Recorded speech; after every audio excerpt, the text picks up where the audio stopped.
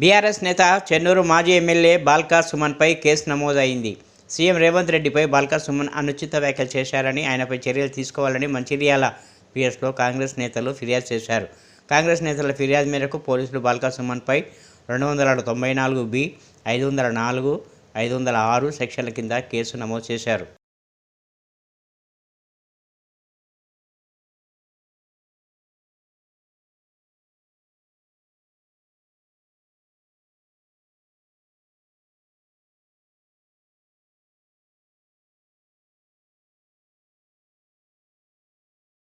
ఈ మధ్య కేసీఆర్ కుక్కలు ఎగిరెగిరి పడుతున్నాయని కాంగ్రెస్ పార్టీ సీనియర్ నేత అద్దంకి దయాకర్ తీవ్రస్థాయిలో విమర్శించారు.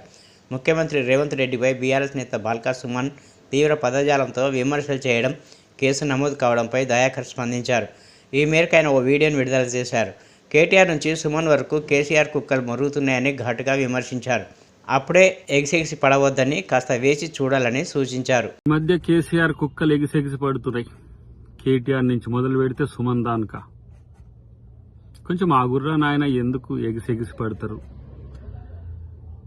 మిమ్మల్ని ప్రజలు చెప్పులు తీసుకొని కొట్టినా ఇంకా మీకు బుద్ధి రాలే, ఇంకా రాదు కూడా.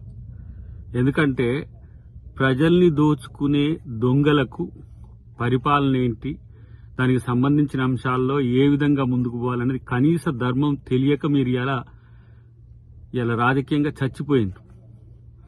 ఇక అది పట్టలేక ఒకడేమో 3 నెలలు ఉంటుంది అంటాడు, ఒకడేమో 6 నెలలు ఉంటుంది అంటాడు, ఒకడేమో ఎప్పుడు పోద్దో తెలియదు అంటాడు. ఇలా మీ కామెంట్స్కి రెచ్చిపోకపోవడం వెనుక ముఖ్యమంత్రి ఒక వ్యూహం ఏందో, ప్రజల ముందు మిమ్మల్ని ముద్దాయిలుగా పెట్టాలని చేస్తున్న ప్రయత్నం ఏందో మీకు అర్థం కావట్లే. 2 నెలలకే తట్టుకోలేకపోయే పరిస్థితి మీకు వచ్చిందంటే మీరు ఎంత ఫ్రస్ట్రేషన్లో ఉన్నారో అర్థమవుతుందిరా భయ్. ఇంకా చెప్పాలంటే ఇక మిమ్మల్ని తరిమేదానిక కూడా మీకు బుద్ధి రానట్టుంది. ఇలాంటి చిల్లరగాళ్ళు ఇలా ఈ రాష్ట్రానికి నాయకులైనరు. ఇలాంటి చిల్లరగాళ్ళు ఇలా తెలంగాణను పాలించి నాశనం చేసిండ్రు. ఒక్కొక్కరిని తెలంగాణ నుంచి తరిమి కొట్టే పరిస్థితులు వస్తాయి, గుర్తుపెట్టుకోండి. తస్మాత్ జాగ్రత్త. కాంగ్రెస్ పార్టీ అగ్రనేత సోనియా గాంధీతో తెలంగాణ ముఖ్యమంత్రి రేవంత్ రెడ్డి సమావేశమయ్యారు. సుమారు గంట పాటు పలు కీలక అంశాలపై చర్చించినట్లు సమాచారం. సమావేశంలో సీఎం రేవంత్ రెడ్డితో పాటు డిప్యూటీ సీఎం మల్లు భట్టి విక్రమార్క, మంత్రి పొంగులేటి శ్రీనివాసరెడ్డి ఉన్నారు. సోనియాతో భేటీ అనంతరం డిప్యూటీ సీఎం భట్టి విక్రమార్క మీడియాతో మాట్లాడారు. కాంగ్రెస్ ప్రభుత్వం ఏర్పాటయ్యాక తొలిసారి మర్యాదపూర్వకంగా సోనియా గాంధీతో సమావేశమైనట్లు తెలిపారు. రానున్న లోక్సభ ఎన్నికల్లో రాష్ట్రం నుంచి పోటీ చేయాలని కోరినట్లు వెల్లడించారు. ఈ అంశంపై రాష్ట్ర పార్టీ తీర్మానం చేసినట్లు ఆమె దృష్టికి తీసుకెళ్లినట్లు తెలిపారు. సూర్యాపేటలో ప్రజలు మూసినీరు తాగుతుంటే అవసరం లేకున్నా గత ప్రభుత్వం ఉత్తర తెలంగాణ కోసం కాళేశ్వరం ప్రాజెక్టు కట్టిందని మంత్రి కోమటిరెడ్డి వెంకటరెడ్డి విమర్శించారు. నల్గొండ మున్సిపల్ చైర్మన్ ప్రమాణ స్వీకార కార్యక్రమానికి హాజరైన మంత్రి మాజీ సీఎం కేసీఆర్పై తీవ్ర స్థాయిలో ధ్వజమెత్తారు. నల్గొండ జిల్లాను పూర్తిగా నాశనం చేసి ఇప్పుడు ఏ ముఖం పెట్టుకుని మళ్లీ నల్లగొండకు వస్తారంటూ విరుచుకుపడ్డారు. ఉత్తర తెలంగాణలో అవసరం లేకున్నా కాళేశ్వరం బ్యారేజ్ పెట్టుకున్న దోసుకోవడానికి కింద బ్యారేజీలు కట్టి పైకి నీళ్ళు తీసుకొచ్చి 3 ఏళ్ళు గడవకుందే వేడిగడ్డ కూలిపోయిందంటే ఖాళీ వేసడం కమిషన్లకు ఒకసారి కదా. మేము కట్టిన నాగాన్సార్ డ్యాములు కానీ, బాగ్రానంగల్ డ్యాములు కానీ, శ్రీశైలం కానీ ఇప్పటికీ ఒక క్రాక్ కూడా రాలే. మొత్తం కమిషన్ల కోసం దోచుకొని ఒక్క కొత్త ఎకరానికి కూడా కాళేశ్వరం సాగునీరు చేయలే. ఎక్సెప్ట్ ఆయన ఫామ్ హౌస్ 400 ఎకరాలకు బ్రాంచ్ కెనాల్ తీసిండు. మల్లన్న సాగర్కి వెళ్ళి, కొండపోచమ్మకి వెళ్ళి ఆయన ప్రాంతానికి ఆయకట్టు 96,000 న్యూ ఆయకట్టు వచ్చింది. 2 లక్షల కోట్లు ఖర్చు పెడితే 4,000 కోట్లు ఖర్చు పెట్టి కొత్త రేట్లు ఇస్తే సొరంగం అయిపోతుండే. 30 ఏళ్ల కింద ఎప్పుడో ఎన్టీ రామారావు ఉన్నప్పుడు తీసిన మెయిన్ కెనాల్ ఏఎంఆర్పి 500 కోట్లు లైనింగ్ అయిపోతుండే. డిస్ట్రిబ్యూటర్ కెనాల్కు 400 కోట్లు ఇస్తే అయిపోతుండే. సొరంగం పూర్తి అయితే ఇవాళ మాకు కర్మ ఉండదు. మాకు ఇవాళ సాగర్ ఏఎంఆర్పి మోటార్లు పెట్టుకోక ఇప్పుడు బయట రైతులు 1000 మంది ఉన్నారు. ఊళ్ళలోకి వెళ్ళి మంచినీళ్ళు లేవు. దానికి కారకుడు వీడే కేసీఆర్. ఎందుకంటే సొరంగం 824 లెవెల్లో డిజైన్ చేసి ఆ రోజు కొట్లాడి శాంక్షన్ చేయించిన. ఒక 2000 రోడ్డు కొత్త రేట్ ఇస్తే ఎవరైనా పూర్తి చేస్తున్నాయి. ఇవన్నీ చేయకపోతే ఇవన్నీ చేయలేదు. నల్గొండ జిల్లాను పక్కన పెట్టిండు. ఒక పనికిరానికి తెలివి లేని రాజకీయాలంటే తెలియని ఒక వేశ్వలోకి మంత్రి పదవి ఇస్తే వాడు దోపిడీకి అలవాటు ఎమ్మెల్యేలను అందరిని కూడా దొంగలుగా తయారు చేస్తే ఒక్కొక్కడు 60, 70, 80 వేలతోని చిత్తుగా ఓడిపోయిందంటే వాడు జిల్లా ప్రజలు వీళ్ళు చేసిన పాపాలకు రైతులను మోసం చేసి ఇవాళ మా కడుపులో కనీసం మంచినీళ్ళు లేకుండా చేసిన కారణానికి అంత ఘోరంగా ఓడగొట్టి 12 ఓడిపోయినట్టు లెక్క నా దృష్టిలో. ఒక్కరోజు నీ సూర్యాపేట పోతే అక్కడ కూడా 60, 70 వేలతో ఓడిపోయేవాడు. మాకు సమయం సరిపోలకు పోలే. ఈరోజు మాట్లాడుతున్నాడు. ముఖ్యమంత్రి రేవంత్ రెడ్డిపై మాజీ ఎమ్మెల్యే బీఆర్ఎస్ నేత బాల్కా సుమన్ వివాదాస్పద వ్యాఖ్యలు చేశారు. కేసీఆర్పై రేవంత్ రెడ్డి నిన్న చేసిన వ్యాఖ్యలపై బీఆర్ఎస్ నేతలు సోమవారం బగ్గుమన్నారు. వరుసగా మీడియా సమావేశాలు నిర్వహించి ముఖ్యమంత్రిపై నిప్పులు చెరిగారు. బాల్కా సుమన్ కూడా ముఖ్యమంత్రిని చెప్పుతో కొడతానంటూ ఆగ్రహంతో ఊగిపోయారు. మంచిర్యాల బీఆర్ఎస్ కార్యకర్తల సమావేశంలో పాల్గొన్నారు. ఈ సందర్భంగా ఆయన మాట్లాడుతూ రేవంత్ రెడ్డిపై అనుచిత పదాలు వాడారు. అనంతరం ఇలా మాట్లాడాలంటే తనకు సంస్కారం అడ్డు వస్తుందన్నారు. 2 నెలల్లోనే ప్రజలకు కట్టొస్తుంది తెలంగాణలో. 2 నెలల్లోనే ఒక ముఖ్యమంత్రి స్థాయిలో ఉన్నాడు. ఈ గుప్పు కేసీఆర్ ఏం మాట్లాడాలి? సరే కాలం కలిసి వచ్చి మీ అదృష్టము మా తెలంగాణ ప్రజల దురదృష్టము ముఖ్యమంత్రి కూర్చున్నావు. గతంలో చిల్లరగా లెక్క, పోటీగా లెక్క, అవగాహన లెక్క మాట్లాడిన నువ్వు ఇవాళ నువ్వు కూర్చున్న స్థాయి, పదవిని బట్టి, దానికి ఉన్నటువంటి విలువను బట్టి పద్ధతిగా మాట్లాడాలి.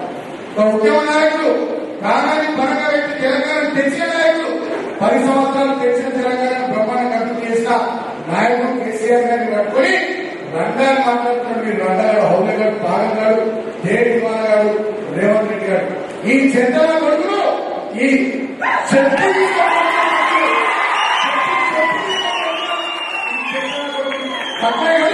మనకు సంస్కారం అంటే వస్తుంది. మనకు సంస్కారం అంటే వస్తుంది.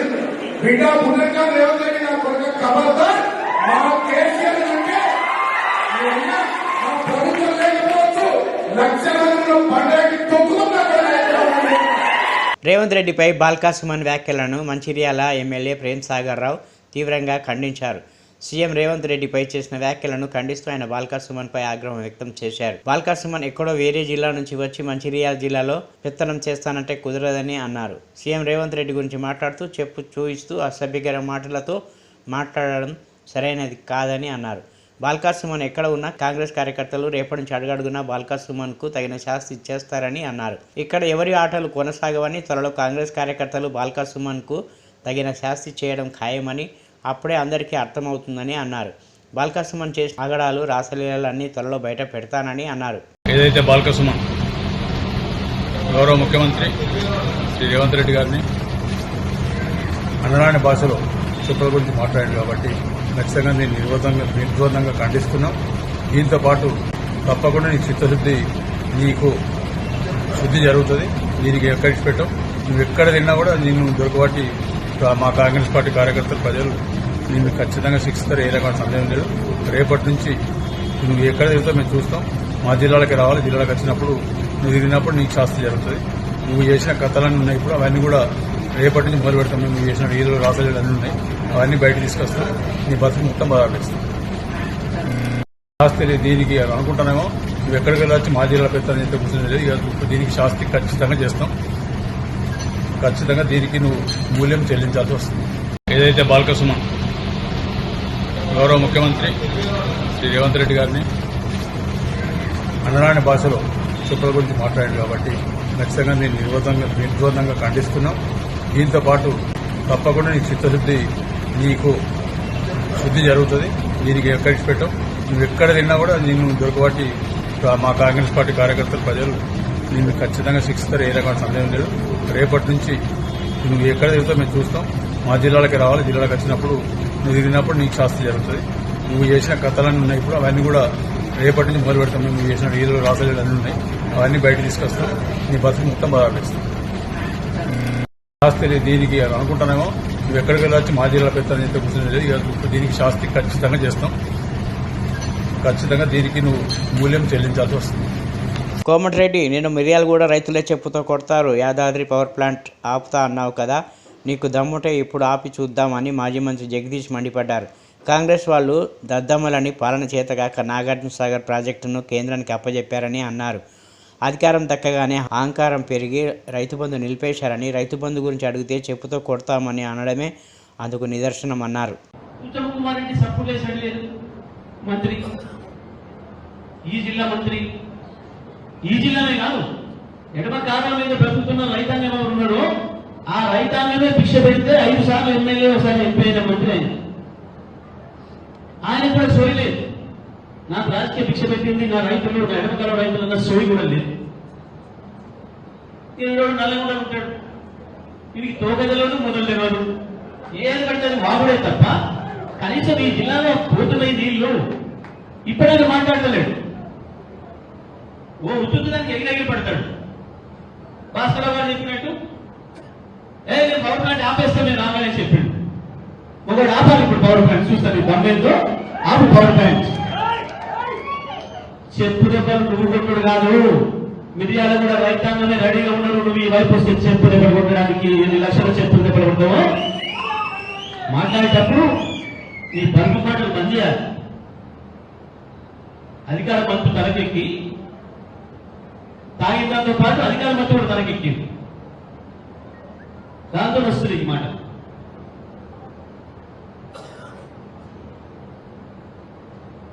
రేపు సాయంత్రంలోగా ఏడాదిగా కేసీఆర్ ఉన్నాడు ఎట్లా ఉండడు నాగార్జున సాగర్ ఆ లెక్కలో తెలంగాణ పోలీసులు పెట్టి మన కంట్రోల్ చేయకపోతే మీ ముఖ్యమంత్రితో పాటు మంత్రులందరూ కూడా ఉంటారే.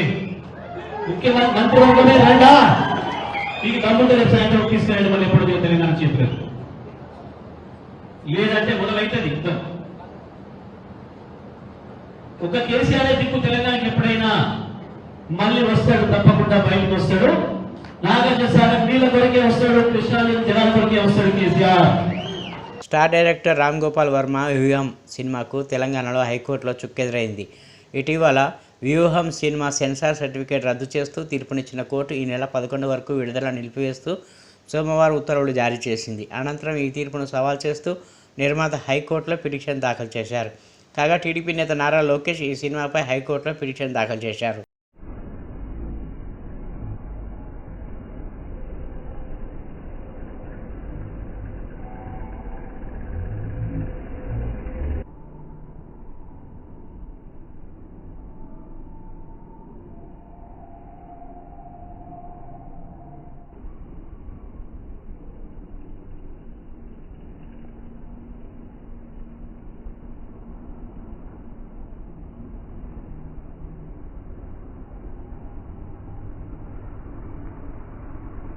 శిలాశాసనాలు మన చరిత్రకు ఆయుపట్టని, మన చారిత్రాత్మక సంపద అని, వాటిని మనం పరిరక్షించుకుంటే చరిత్రను పరిరక్షించుకున్నట్లేనని కేంద్ర మంత్రి జి కిషన్ రెడ్డి అన్నారు. జ్ఞానవాపి మసీదులో శివలింగం ఉందని, ఈ శిలాశాసనాల ద్వారానే కోర్టు తీర్పు చెప్పిందని, అలాంటి సంపదను మనం కాపాడుకోవాల్సిన బాధ్యత ఎంతైనా ఉందన్నారు. దేశంలోనే తొలి శిలాశాసనాల మ్యూజియం శిలాఫలకానికి సాలార్జంగ్ మ్యూజియంలో సోమవారం జి కిషన్ రెడ్డి ప్రారంభించారు.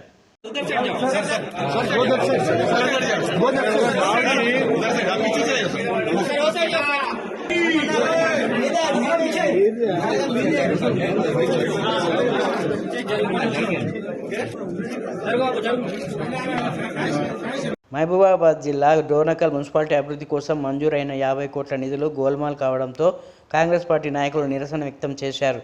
ముందుగా గాంధీ విగ్రహానికి పూలమాల వేసి 50 కోట్ల నిధులపై శ్వేతపత్రం విడుదల చేయాలి. కమిషనర్ను సస్పెండ్ చేసి నిధులను రికవరీ చేసి హై లెవెల్ కమిటీ వేసి విచారణ చేపట్టాలని ప్లకార్డులతో నిరసన వ్యక్తం చేశారు. మున్సిపల్లో జరిగిన అవినీతిపై ఈరోజు కాంగ్రెస్ పార్టీ ప్రశ్నిస్తూ ఉంది. ఒక్క పాలకపక్షం 5 సంవత్సరాల లోపే దాదాపు ఇంకో ఏడాది పాటు ఈ ఏడాదిలోనే 4 ఏళ్లలో 9 మంది కమిషనర్లు మారడం అంటే రాష్ట్రంలోనే ఇది ఒక అవినీతి చరిత్ర మున్సిపాలిటీగా పేరు పొందింది. ఈ మున్సిపాలిటీలో 9 మంది కమిషనర్లు ఎందుకు మారింది, ఎవరెవరు ఎంతెంత తిన్నారు, ఎవరెవరికి పంపకాలు కుదరలేదని వాటితోనే ఈరోజు కమిషనర్లు మారడం కానీ, ఈ పాలకపక్షం దగ్గర పనిచేయలేకనో, లేకపోతే కమిషనర్ల అవినీతులతోనో, లేకపోతే చైర్మన్లు దోచుకునే సొమ్ములను తట్టుకోలేకనో ఏ ఉద్దేశంతో పోయారో మరి దాన్ని పూర్తిగా కలెక్టర్ గారు దీన్ని పరిశీలించి ఆ అవినీతికి పాల్పడ్డ అధికారులు కావచ్చు, వార్డు కౌన్సిలర్లు కావచ్చు, చైర్మన్లు, వైస్ చైర్మన్లతో సహా వారి బండారం బయటపెట్టి ప్రజలకు రావాల్సిన నిధులను ఖచ్చితంగా అవి తిన్న సొమ్మంతా కక్కించి కలెక్టర్ గారు వారిపై యాక్షన్ తీసుకోవాల్సిన అవసరం ఉన్నది. అలాగే ఇవాళ డోర్నకల్ పట్టణంలో కనీసం వేతనాలు ఇచ్చే పరిస్థితి కూడా లేదు. ఒక బోర్ బాగు చేయాలన్నా, ఒక పంపు వేయాలన్నా కూడా ₹1 కూడా మున్సిపాలిటీలో లేదని నిర్భయంగా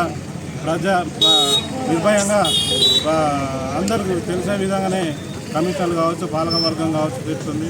మరి పట్టణమేమో అభివృద్ధి చెందుతుందని మన మాజీ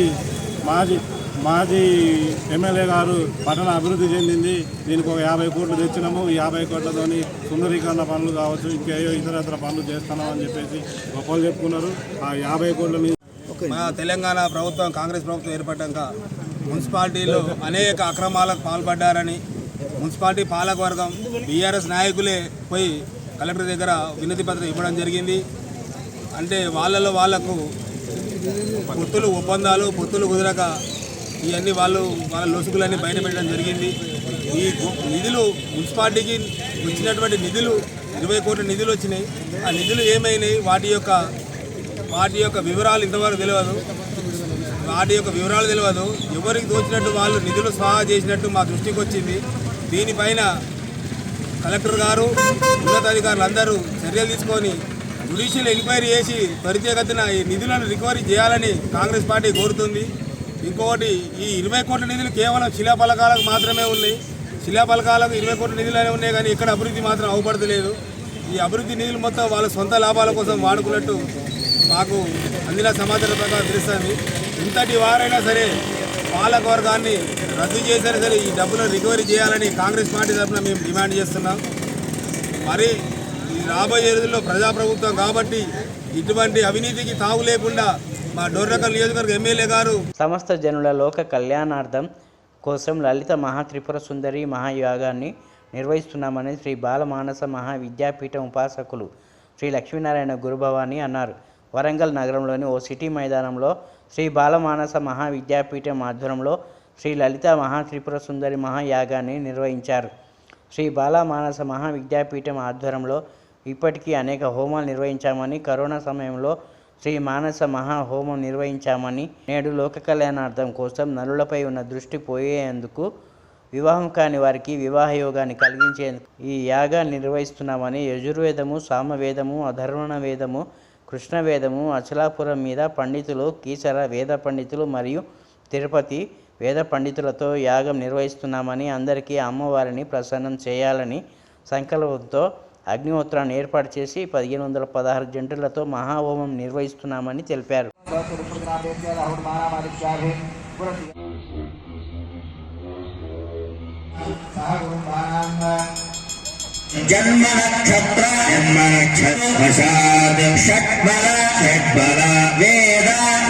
అందరికీ అరటిపళ్ళు ఇచ్చారు.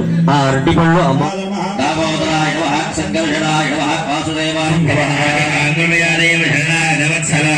వేయండి, తర్వాత కుంకుమ వేయండి.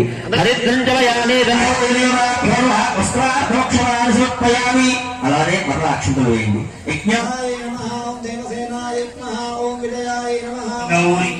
నమో నమః. పుష్కరిణ్యై నమః. ఓం శుక్రమాల్యాంబరాజై నమః. ఓం భాస్కర్యై నమః. ఓం వరారోహాయై నమః. ఓం క్షీరోద్భవలంభవాదై నమః. ఓం నృపమేష్మగదానందాయై నమః. ప్రియాయై నమః.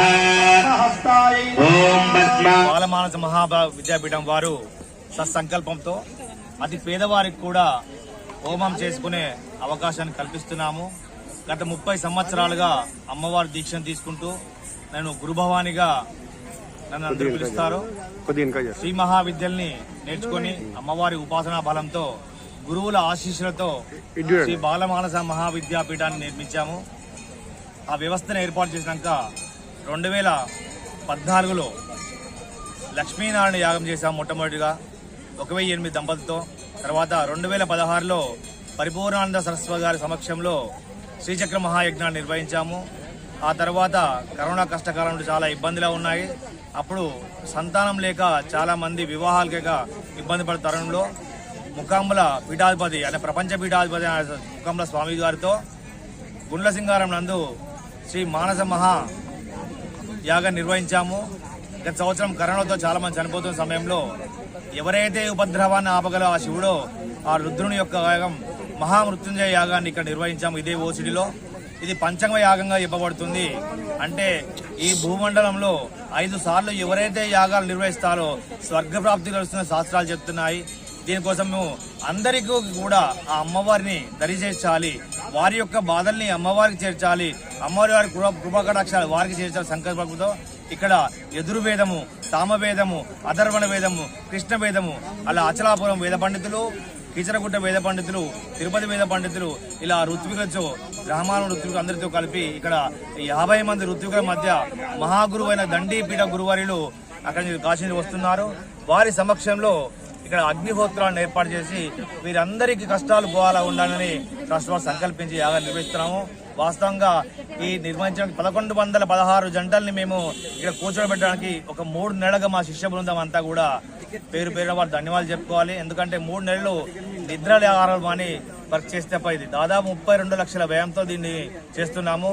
దాదాపు 6 నుంచి 7 వేల మంది భోజనాలు, 1116 కుటుంబాలు, 50 మంది ఋత్వికులు, 3000 కిలోల నెయ్యి, 15 టన్నుల కర్ర, 800 కిలోల నవధాన్యాలు, 600 కిలో అవనపొడి, 1000 కిలో కుంకుమ, 1000 కిలో పసుపు, ఇలా చెప్పుకుంటూ కర్పూరము, ఇలా 100 కిలో టర్పూరం, ఇవన్నీ కాల్స్తే సైన్స్ పరంగా చూస్తే ఎంతో ఆక్సిజన్ ఉత్పత్తి అయి ఆక్సిజన్ తీసుకోవడం ద్వారా శ్వాస సంబంధించిన రోగాలన్నీ ఏమవుతాయో అలా కాకుండా ఆధ్యాత్మిక పరంగా ఇంతకంటే మించిన హోమం లేదు. ఇండో నేపాల్ కరాటే పోటీలో సిద్దిపేట జిల్లా దుబ్బాక పట్టణ విద్యార్థులు సత్తా చాటారని యువ స్పోర్ట్స్ కరాటే అకాడమీ తెలంగాణ వ్యవస్థాపకులు and style chief master Burani Srikanth తెలిపారు. గుజోరియో కరాటే అకాడమీ తెలంగాణ ఆధ్వర్యంలో ఆదివారం 4 కరీంనగర్ అంబేద్కర్ ఇండోర్ స్టేడియంలో Indo Nepal karate champion ship పోటీలు నిర్వహించారు. ఈ కరాటే పోటీలకు సుమారు 2000 మంది విద్యార్థులు పాల్గొన్నట్టు తెలిపారు.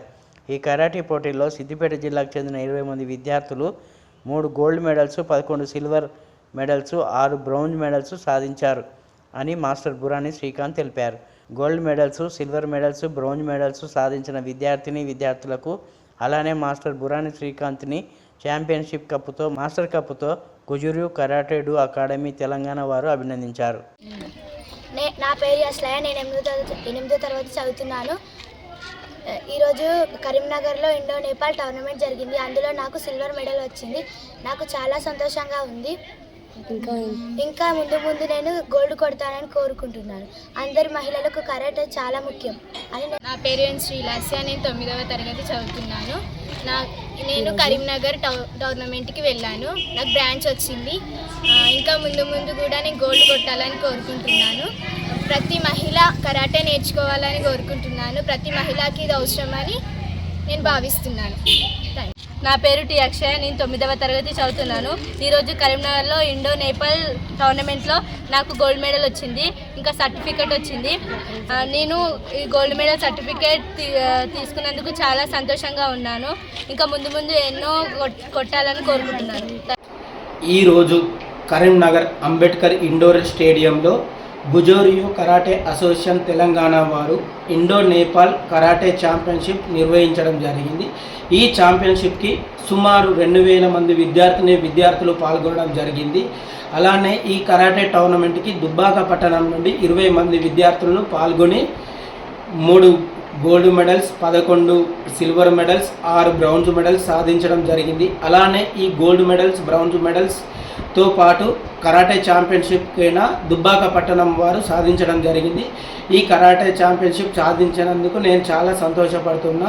ఇక ముందుకైనా స్టేట్ లెవెల్, ఇంటర్నేషనల్ లెవెల్లో కూడా సాధిస్తామని నేను కోరుకుంటున్నాను. స్టార్ డైరెక్టర్ రామ్ గోపాల్ వర్మ వ్యూహం సినిమాకు తెలంగాణలో హైకోర్టులో చుక్కెదురైంది. ఇటీవల వ్యూహం సినిమా సెన్సార్ సర్టిఫికేట్ రద్దు చేస్తూ తీర్పునిచ్చిన కోర్టు ఈ నెల 11 వరకు విడుదల నిలిపివేస్తూ సోమవారం ఉత్తర్వులు జారీ చేసింది. అనంతరం ఈ తీర్పును సవాల్ చేస్తూ నిర్మాత హైకోర్టులో పిటిషన్ దాఖలు చేశారు. కాగా టీడీపీ నేత నారా లోకేష్ ఈ సినిమాపై హైకోర్టులో పిటిషన్ దాఖలు చేశారు.